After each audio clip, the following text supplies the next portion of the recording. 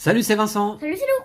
Aujourd'hui, nous avons le plaisir de vous présenter une partie de Invictus, un jeu de Suya Naito illustré par Weberson Santiago et édité par Igari. C'est un jeu pour 2 joueurs à partir de 14 ans et pour des parties d'environ 30 minutes. Nous remercions chaleureusement l'éditeur Igari de nous avoir fait parvenir ces 3 decks pour pouvoir jouer à Invictus. Il s'agit d'un excellent jeu de cartes d'affrontement et de développement. Vous allez pouvoir découvrir les règles et une partie complète après le générique, comme toujours. Et donc là, nous avons 3 decks, mais il en existe au total 6.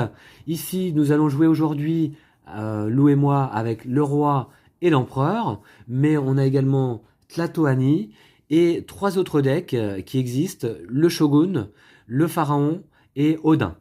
Voilà, ce n'est pas un jeu de cartes à collectionner, attention, hein. Donc là, une fois qu'on a, admettons, les 6 decks, on a l'ensemble du jeu. A tout de suite, après le générique.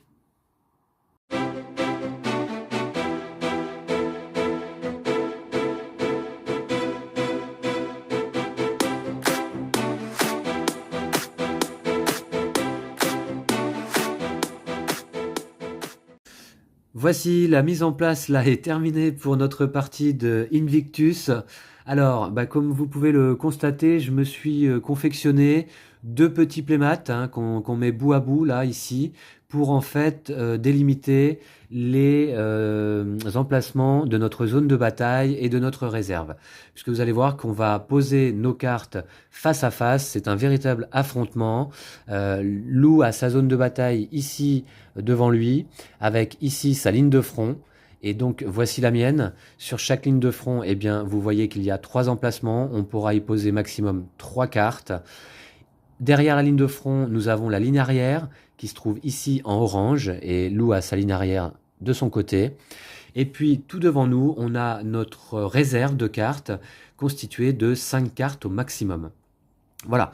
Alors, je vais jouer aujourd'hui avec l'empereur et d'ailleurs en début de partie il va falloir que je choisisse un leader puisque j'ai le choix entre 6 leaders empereurs alors qui ont toutes le même effet en bas de la carte mais qui n'ont pas toutes les mêmes points d'attaque ni la même portée ni les mêmes points de défense. Donc je choisirai là tout à l'heure un leader parmi les 6 et puis j'ai déjà constitué mon deck de 20 soldats, voilà, donc qu'on appelle des unités, hein, donc il y a 2 types de cartes dans le jeu, le leader et les soldats. Et tout cela, ça constitue des unités. Une unité, finalement, c'est une carte.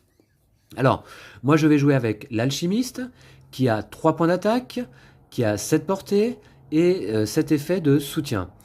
Voici ces points de défense. Et alors, vous allez voir tout de suite, là je vous explique rapidement l'originalité du jeu, notamment, eh bien, déjà c'est qu'on va pouvoir placer nos soldats sur notre zone de bataille, et vous voyez la portée, par exemple, le soldat ici, l'alchimiste, est représenté par un carré blanc, et il peut attaquer à 2 cases devant lui uniquement, sur la case noire là.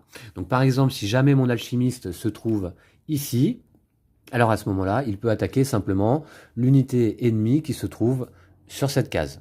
Voilà. 3 points d'attaque dans ce cas-là. Alors, également, lorsqu'on fait une attaque, vous allez voir, donc on va incliner notre carte. Ce qui fait qu'on va modifier peut-être notre défense. Là, c'est pas le cas avec l'alchimiste, qu'il n'ait pas encore attaqué ou qu'il ait attaqué. Il bénéficie de 1 point de défense, c'est le bouclier qui se trouve en haut et donc sur le côté droit de la carte. Mais par exemple, ici, vous voyez, le mélophore, qui fait partie de mon armée, eh bien, a 2 points de défense s'il n'est pas incliné, mais 1 seul point de défense s'il a attaqué au tour précédent. Voilà. Donc, et puis les points d'attaque, vous allez voir, je vous explique un petit peu en partie en fonction des cartes que je vais piocher. Alors, j'ai 20 soldats, donc on a les alchimistes, les mélophores, on a les siphonarios, les diplomates, et enfin, les cataphractaires. Voilà. Alors, je vais mélanger mon paquet. Et puis, Lou va faire de même. Je vais présenter quand même tes unités, Lou. Ah, bien. Et puis, tu remélangeras un petit peu après. Voilà. Donc, un deck de cartes au début de partie dans Invictus est donc constitué de 21 cartes exactement. 20 soldats et un leader. Alors, je vous ai présenté la zone de bataille et la réserve, mais il y a encore une autre zone importante dans le jeu, c'est le royaume, puisque le jeu est un jeu d'affrontement, mais c'est également un jeu de collection de cartes, puisque dans notre royaume, on va essayer d'être majoritaire sur les couleurs de cartes. Alors, voici, mon deck est mélangé. Merci à toi, Lou, pour une sélection de tes unités, de tes soldats. Tu vas jouer avec les guerriers, tu en as donc 4. Tu vas jouer avec les prêtres, les sorciers, les gardes et les archers. Alors, je tiens à préciser que ces soldats correspondent en fait aux unités qui sont fournies dans les boîtes de jeu à l'ouverture. On n'a pas constitué nos propres decks, mais on peut tout à fait le faire, évidemment, lorsqu'on connaît bien le jeu. On peut choisir par nous-mêmes 20 soldats parmi les 6 decks de cartes existants pour cette gamme de jeux. Oui. Voilà. Donc je mélange bien quand même, hein, parce que tout était trié par couleur. Alors le royaume, où va-t-il se trouver? En fait, le royaume, il va se trouver ici, sur cet emplacement. Vous allez voir qu'on va pouvoir y placer des soldats de notre armée, qui vont devenir à ce moment-là des citoyens.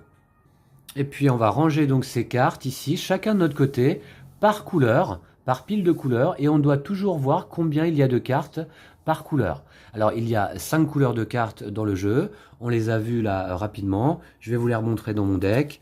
On a du bleu, du violet, du rouge, du jaune, et puis du vert. Voilà.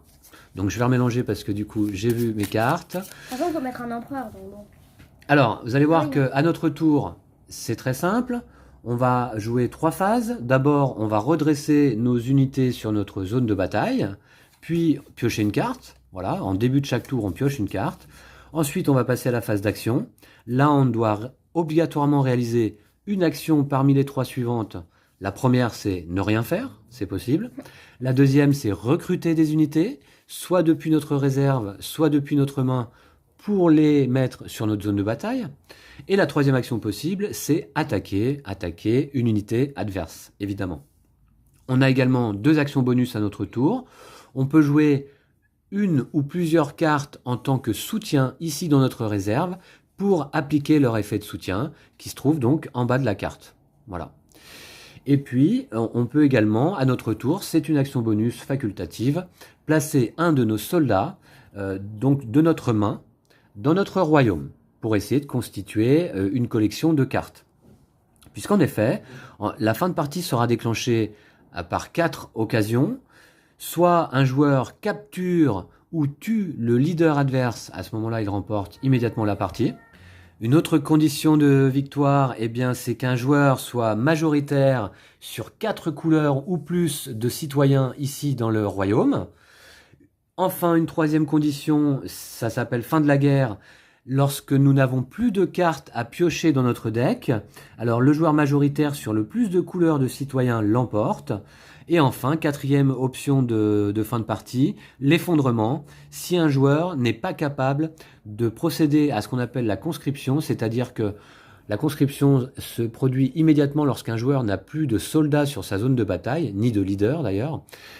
Et à ce moment-là, il doit obligatoirement remettre 2 unités sur sa zone de bataille. S'il n'est pas capable de le faire, la fin de partie est déclarée et le joueur perd. Alors, une autre règle importante, c'est que notre leader ne pourra jamais rejoindre le royaume. Il se trouvera toujours soit sur notre zone de bataille, soit dans notre réserve, soit dans notre main, puisque évidemment, donc, on va avoir une main de cartes. Alors Lou, je te propose qu'on choisisse tous les deux notre leader. Ok. Alors, je vais les regarder d'un petit peu plus près. Alors, voilà, par exemple, le N en puissance d'attaque, ça veut dire quoi? Ça correspond au nombre d'unités que l'on a en main. Non, pardon. Le N, c'est le nombre d'unités que l'on a sur la zone de bataille. Ouais. Le X, c'est le nombre d'unités que l'on a en main. Voilà. Donc, ok, je regarde un peu. Ouais, c'est pas mal quand même. C'est pas mal. Je pense que je vais prendre peut-être... celui-ci. Bah, du coup, ouais, je vais tenter de jouer avec 7 empereurs.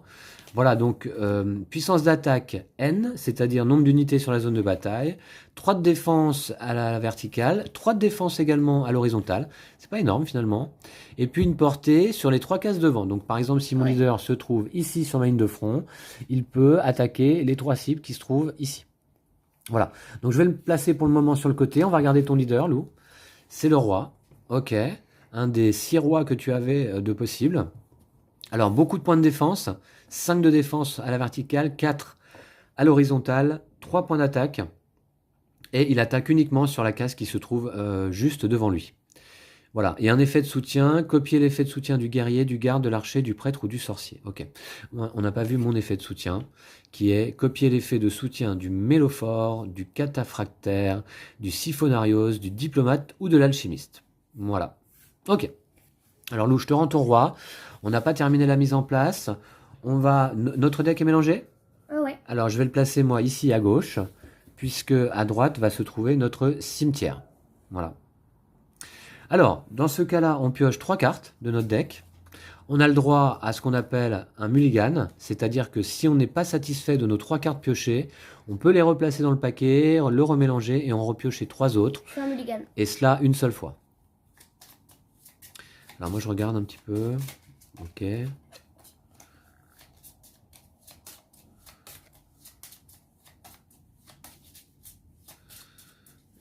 Tu fais un mulligan? Ouais. D'accord. Écoute, moi je vais me contenter de ce que j'ai en main. Donc du coup, voilà nos 4 cartes en main début de partie.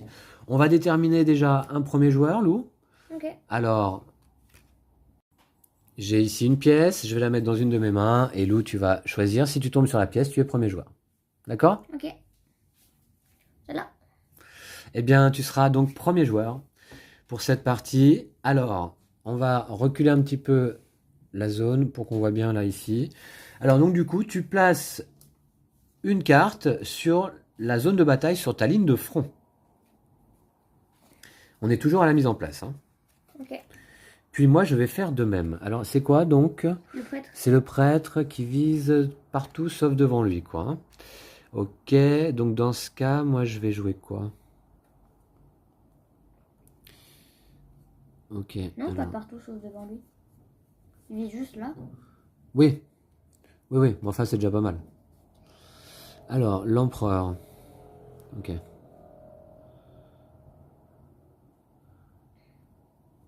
Tu seras premier joueur, on a dit. Hein. Ok. Ouais. Je vais jouer un mélophore ici. Voilà. Qui vise la case pile poil devant lui. Puis, Lou, tu places une unité dans ta réserve sur la case la plus à gauche possible. Et je vais faire de même.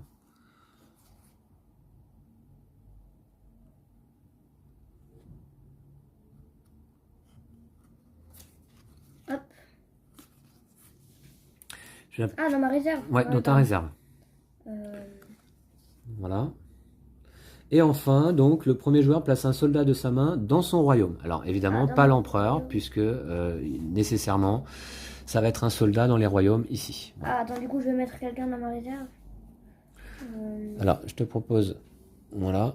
Ça, c'est quoi? C'est quoi là? Il y a, C'est il y a mon un roi. roi? D'accord, ok. Du coup, T'es dans ma censé réserve, l'avoir en je vais main? mettre celui-là. Ok, Et là, je vais mettre celui-là.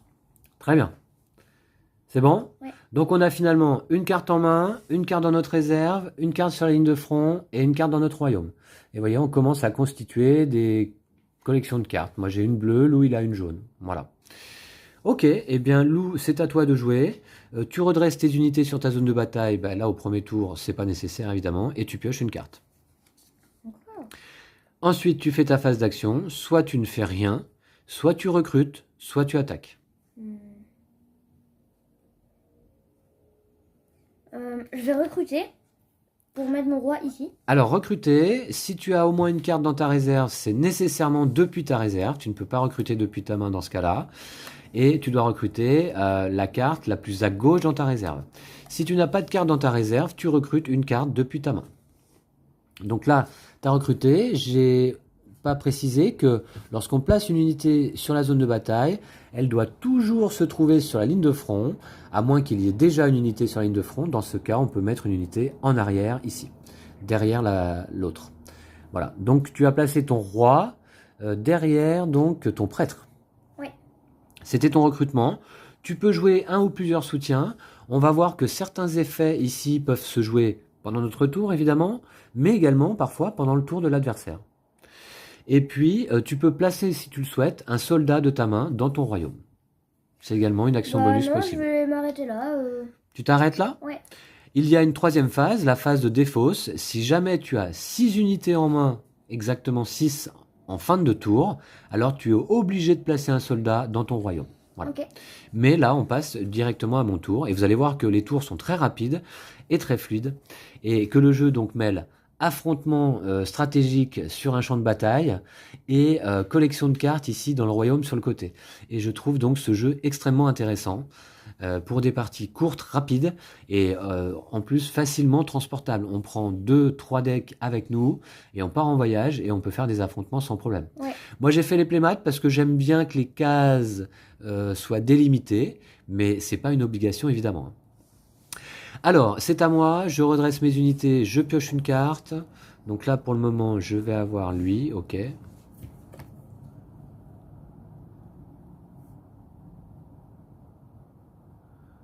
D'accord. Alors, on a nos petites aides de jeu que j'ai imprimées également depuis le site d'Iguiari, bien sûr. Vous voyez, par exemple, voici l'aide de jeu pour les cartes qui constituent le deck de l'empereur à l'achat. L'alchimiste, le diplomate, le siphonarios, le cataphractaire. Et là, c'est écrit en bleu, je vois pas bien, c'est les mélophores. Voilà. Alors, l'alchimiste, exactement, vous voyez, je peux jouer cette carte en soutien pendant mon tour ou pendant le tour de mon adversaire. D'accord. Puis dans la main, ça veut dire. Oui. Alors, ce que je vais faire, alors là, soit je fais rien, soit j'attaque, soit je recrute. Je vais peut-être... Alors, N, c'est quoi déjà? On a dit nombre d'unités sur la zone de bataille. Ok. Alors, ce que je vais faire, c'est que je vais recruter. Donc, je vais recruter mon Siphonarios, voilà, depuis ma réserve, derrière mon Mélophore. Et le Siphonarios vise, vous voyez donc, les 2 cases qui se trouvent à 2 rangées de lui sur les côtés. Donc finalement, il vise là et là. Voilà, ça tombe plutôt pas mal. Est-ce que je place une carte dans mon royaume? Non, je vais pas le faire. Je vais m'arrêter là et c'est la fin de mon tour. À toi, Lou. Ok. Tu commences par piocher une carte. Oui. Je vais jouer l'effet de soutien d'une carte de ma main. Donc, voyons voir. Donc, à ton tour, tu peux jouer autant de soutien que tu le souhaites. Tu vas aller le placer dans ta réserve, le plus à gauche possible. Déplacer une unité située sur votre zone de bataille. Voilà, donc tu peux appliquer l'effet. Si l'unité prend la place d'une autre unité sur votre zone de bataille, elles échangent leur place. D'accord. Je vais échanger ces deux-là. Ouh, donc ton roi passe sur ta ligne de front, là. D'accord. Ouais. Et je vais attaquer. Donc le roi attaque à 3 sur le Mélophore qui n'a que 2 de défense. Alors tu as le droit d'attaquer en effet, puisque tu as fait un soutien, tu as joué un soutien, ça c'est une action bonus, facultative, mais ton action principale, ben là ça va être l'attaque. Alors, 3 d'attaque, je montre, hein. 3 d'attaque pour le roi, et tu attaques qui? J'attaque le Mélophore. Évidemment, qui se trouve pile devant lui, dans sa portée. Malheureusement, mon Mélophore n'a que 2 de défense. Ouais. Est-ce que j'ai quelque chose là? Alors attends. Je regarde si je peux pas. Ah oui, c'est dommage que vous voyez, du coup, j'ai pas joué ça peut-être au tour d'avant, mais je ne pouvais pas savoir. Ok, dans ce cas, mon Mélophore est tué et il est placé dans mon cimetière. Voilà. Voilà, ok, ici. Donc on a à gauche notre deck de cartes et à droite notre cimetière. Voilà.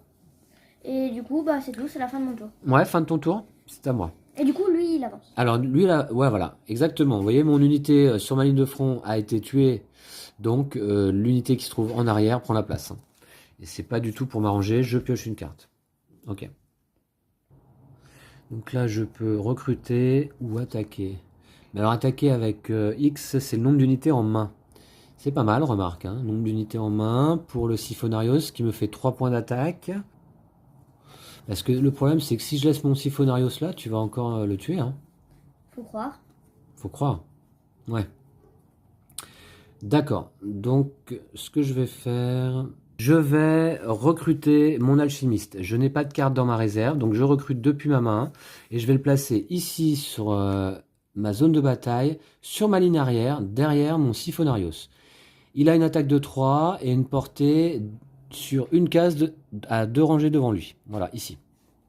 Ok. Voilà, et puis écoutez, est-ce que je place un soldat dans mon royaume? Non, je vais pas le faire. Je vais donc ici arrêter mon tour. À toi, Ok. Lou. Ouais, Donc je commence par redresser mes unités. Je exact. pioche une carte. Ouais. Et puis avec le roi, je vais attaquer ton je sais pas, Siphonarios. Siphonarios. Donc je l'incline. J'ai Ouais. 3 d'attaque. Tu as seulement 2 de défense. De Il est défense, éliminé. il est tué, ouais. Alors, vous verrez si on arrive à faire une capture en partie, comment se passe une capture. Pour l'instant, Lou n'a fait que des éliminations, pures et simples. Comment on capture une unité adverse, en fait, si nos points d'attaque sont exactement égaux à la défense de la cible, et tout cela en une seule attaque, et sans dégâts procurés par une unité qui serait jouée en soutien pendant cette attaque. Voilà. Et donc je vais mettre une unité dans mon royaume. Ouais, un soldat. Un soldat. Très bien. Donc, tu es majoritaire sur les rouges et sur les jaunes. Attention, hein. Ah ouais, d'accord. Bon, c'est à moi, t'as fini ton tour? Oui. Ok, bien joué, à moi. Donc...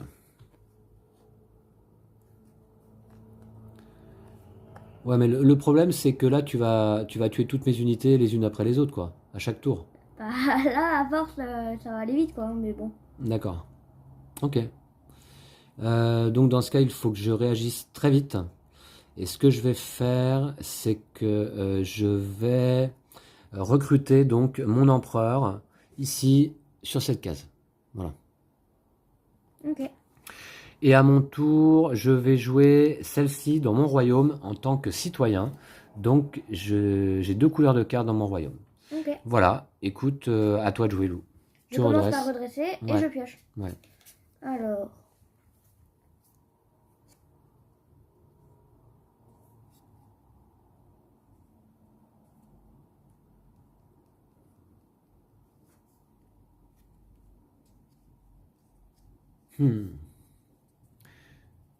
C'est pas simple, hein. Voilà ce qu'il me reste en main. Alors ça c'est attaque. Ouais, ouais.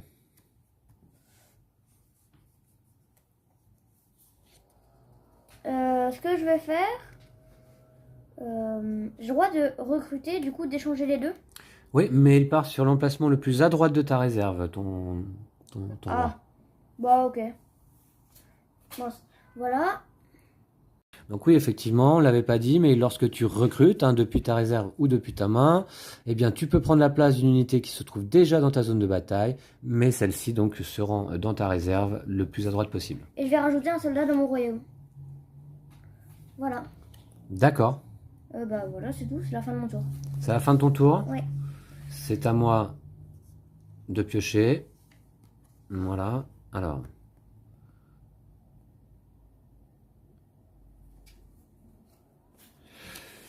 Alors. N, c'est le nombre d'unités sur la zone de bataille. Super. Bah remarque, c'est pas si mal. C'est pas si mal. Écoutez, je vais faire une attaque avec mon empereur qui donc s'incline. Ses points d'attaque sont de N égale nombre d'unités sur la zone de bataille, c'est-à-dire 2. Et je cible donc cette unité, le prêtre. 2 contre 2 de défense, c'est égal, en une seule attaque, le prêtre est capturé. Dommage. Enfin, pour moi surtout. Il est capturé et ça veut dire qu'en fait je le place dans mon royaume. Ça c'est intéressant, voilà. Vous voyez, donc on a désormais dans notre royaume 3 cartes chacun. Une jaune chacun, une bleue, une violette pour moi, une rouge, une verte pour Lou. Hop. Voilà. Et puis, attendez, d'ailleurs, je peux jouer encore une carte, hein, éventuellement. Est-ce que je joue une carte? Oui, je vais jouer d'ailleurs une carte de ma main dans mon royaume. Je me place ici chez les jaunes et donc je deviens majoritaire chez les jaunes. Ok. Voilà, à toi Lou. C'est donc à moi, je Ouais, pioche. Je vais recruter. Je vais mettre mon roi ici. d'accord. Et bah voilà, c'est tout. Et je vais mettre un soldat dans mon royaume. Ok, une jaune. Ok, donc c'est à moi. Ouais. Je redresse. Alors attention là, je vais piocher. Je vais jouer.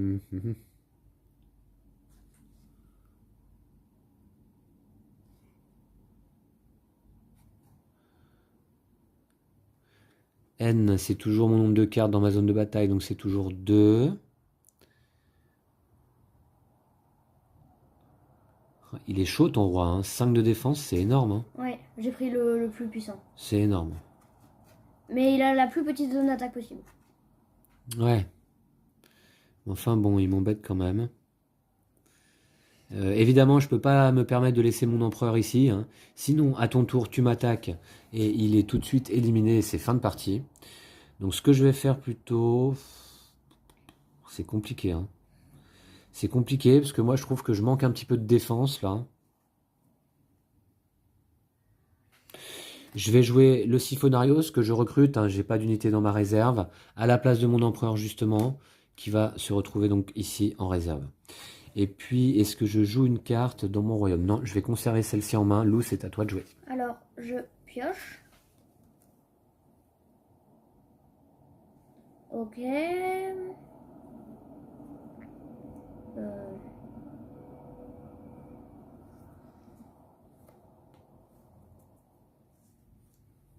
J'hésite. Bah, je vais attaquer. Je vais attaquer avec mon roi. J'attaque le Siphonarios. Oui, 3 points d'attaque, Ouais. 2 points de défense, il est tué.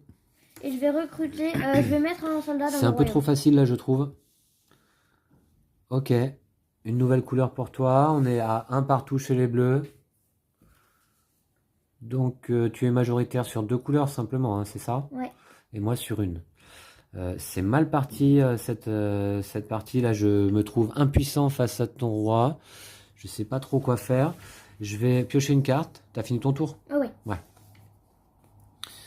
Voilà, je me retrouve avec les mêmes cartes dont je ne sais pas quoi faire effectivement. Qu'est-ce que je peux faire avec ça? Peut-être... Ok, je vois. Je vais recruter... Ah non, je peux pas recruter. Si je recrute, c'est l'empereur qui vient là, c'est ça? Oui.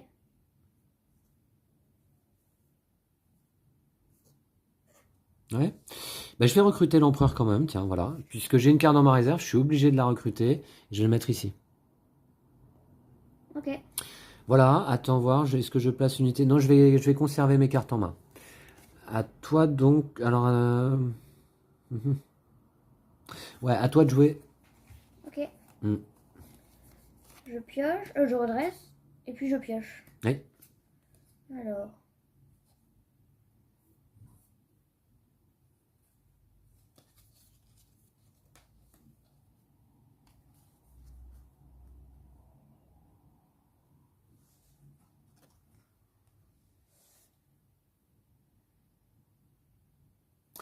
C'est bien stratégique quand même, hein. Ouais, c'est ça.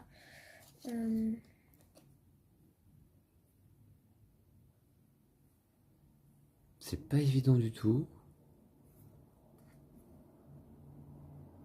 Je vais recruter mon sorcier ici. Je récupère mon roi en main. C'est très stratégique et en même temps, ce que j'apprécie, c'est la simplicité du jeu et des tours, quoi, en fait, hein. Ouais. Alors attends, tu as recruté quoi? Ton sorcier depuis ta main? Ouais. Parce que tu n'avais pas de carte en réserve et tu as récupéré en main, du coup, Mon ton, roi. ton roi. D'accord.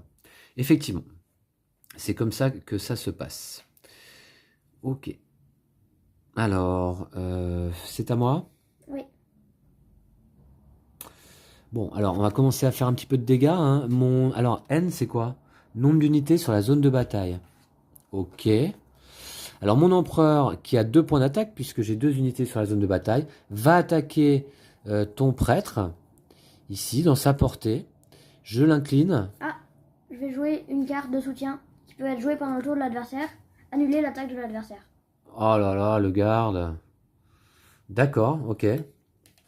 Bon, je reste quand même incliné, hein. Mon attaque a été considérée comme ayant échoué simplement, je crois, hein. Oui, je crois que c'est ça. On va vérifier sur la fiche d'aide. La voici, les gardes. Vous pouvez jouer cette unité en soutien pendant le tour de votre adversaire. Protégez une de vos unités d'une attaque de votre adversaire. L'unité attaquante adverse reste en position horizontale. Elle a effectué son attaque et échoué. Ah, moi, je suis déçu. Sinon, je le capturais là, en fait. Ouais, bah oui, c'est pour ça que j'ai évité. Ok, donc ça, c'est joué. Et puis... Mais écoute, ce que je vais faire, c'est que je vais placer un citoyen dans mon royaume. Celui-ci, un mélophore, qui va venir s'ajouter à ma collection. Voilà, Ok, voilà, voilà. Très bien. et c'est à moi. Eh bien, Lou, c'est à toi. Je pioche. Il me reste une carte en main seulement.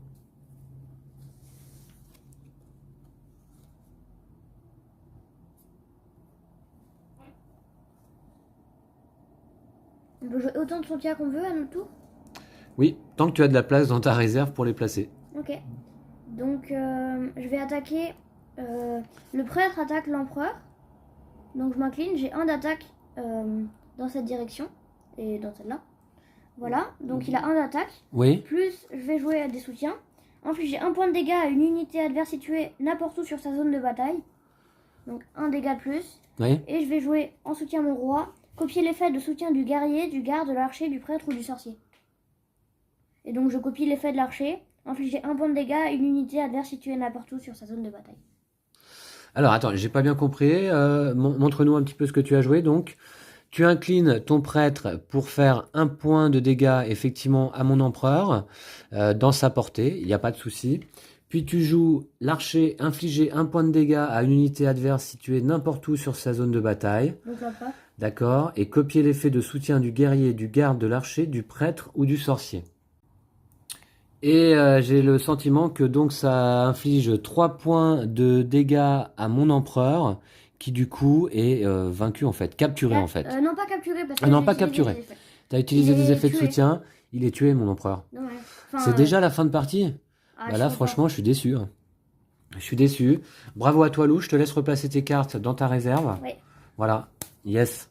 Bon, Ouais, bah, bien bravo. joué, hein, quand même. Ouais. Alors, c'est le genre de jeu où vraiment, moi, je suis pas très bon. Par contre, Lou, il se débrouille plutôt bien. J'espère, parce que malheureusement, la vidéo a été un peu courte, là, je trouve. La partie a été un peu courte. Ok. J'espère que ça vous a permis de vous faire une bonne idée de comment fonctionne Invictus. Et je trouve que bah, c'est assez excellent. Qu'est-ce que t'en penses, Ouais, toi, je Lou? trouve ça bien comme jeu. C'est assez tactique, quand même, hein. Ouais. Et puis, moi, j'aime beaucoup, bah, en fait, comment dire, la guerre ici sur la zone de Ouais. bataille. Et en même temps, Le royaume à côté. le On royaume à dispute côté. un peu les colonnes, majorité, tout ça. Ouais, d'ailleurs C'est pas j'étais mal. majoritaire dans 2 couleurs et toi dans 2 également. Il y avait une où il y avait égalité. Voilà. Alors c'est dommage, ouais, s'il y a eu capture quand même. Il y a eu carte dans le cimetière. Bon, ok, d'accord. Je t'ai vaincu aucune unité quand même, hein. Ouais. C'est ça? Il y a 0 vaincu dans mon Ouais, camp. voilà. Bravo, ça a été guerre éclair en fait, on peut dire là, hein, Ouais. pour cette partie. Merci à nouveau à Igari donc de nous avoir fait parvenir ces 3 decks pour cet excellent jeu, je trouve, hein, que Ouais. je ne connaissais pas du tout. Là, c'est une belle découverte. On est très content là avec Lou d'avoir ces 3 beaux decks. Et maintenant qu'on commence à connaître, on va dire, un petit peu le jeu, on va pouvoir éventuellement commencer à Construire se ses decks. constituer nos propres decks. Ouais. Parce que là, on avait 4 cartes de chaque couleur, mais c'est pas du tout une obligation, hein. On peut choisir les soldats que l'on souhaite parmi l'ensemble des decks proposés là pour le moment par Igari. Donc je pense que ça peut être intéressant. Notamment, moi, voilà, c'est déjà ma 2e défaite là en fait avec l'empereur, et je trouve ces cartes pas forcément folichonnes, je Ouais. trouve. Voilà, à voir. Ouais. J'aimerais bien essayer de jouer le roi quand même, hein. Ouais. Et puis voilà, et puis on a également ici donc Tlatoani, voilà, Tlatoani à essayer. Merci beaucoup à vous tous et toutes de nous avoir suivis. Bah, c'est une nouvelle victoire de Lou là en vidéo. Oui. Et Pas je la dirais, première. ouais, pas la première. Moi, une défaite, ça me dérange pas. Quand ça se passe comme ça me dérange un peu plus quand même parce que là, ça ressemble plus à une raclée, quoi, hein. Ouais, Ouais, c'est un peu, on va dire, humiliant. Mais enfin bon, ce n'est qu'un jeu de société, je ne t'en veux pas. Ok. Je prendrai ma revanche une prochaine fois. Et donc, à bientôt. D'ici là, Prenez soin de vous et de vos jeux de société. ciao. Salut!